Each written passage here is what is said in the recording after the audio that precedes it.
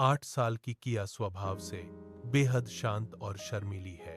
वह अपने माता पिता के साथ एक छोटे से घर में रहती है।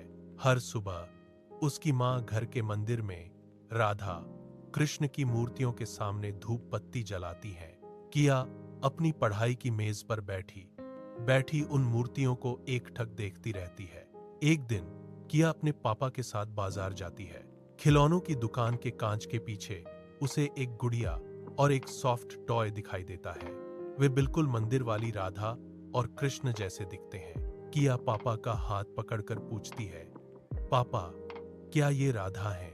पापा उसके सिर पर हाथ फेरते हैं और मुस्कुराकर उन्हें खरीद लेते हैं। घर पहुंचते ही किया उन्हें अपनी पढ़ाई की मेज पर सजा देती है। अचानक उसे लगता है कि राधा की मूर्ति के चेहरे पर एक हल्की सी मुस्कान आई है। किया अपनी आंखें मलती है, लेकिन मूर्ति स्थिर है। वह सोचती है कि शायद यह रोशनी का खेल है। थोड़ी देर बाद उसे प्यास लगती है।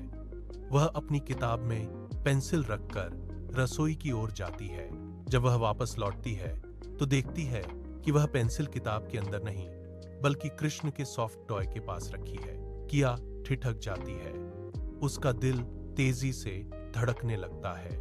तभी खिड़की के बाहर से बच्चों के खेलने की आवाजें आती हैं। किया खिड़की के पास जाकर बाहर देखती है। उसके कोई दोस्त नहीं है, इसलिए वह उदास होकर वापस मुड़ती है।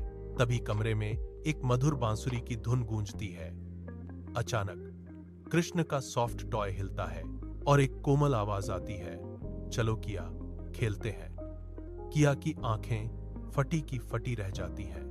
राधा और कृष्ण उसके सामने जीवंत हो उठते हैं। किया कांपती हुई आवाज में पूछती है, क्या मैं सपना देख रही हूँ? कृष्ण मुस्कुराकर कहते हैं, नहीं, हम तुम्हारे दोस्त हैं। तभी माँ की आवाज आती है, किया तुम किससे बात कर रही हो?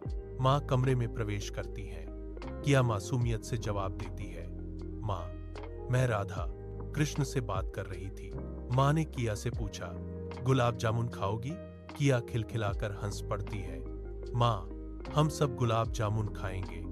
राधा किया और कृष्ण खूब बातें करते हैं और साथ में खेलते हैं। उस दिन किया का अकेलापन खत्म हो जाता है।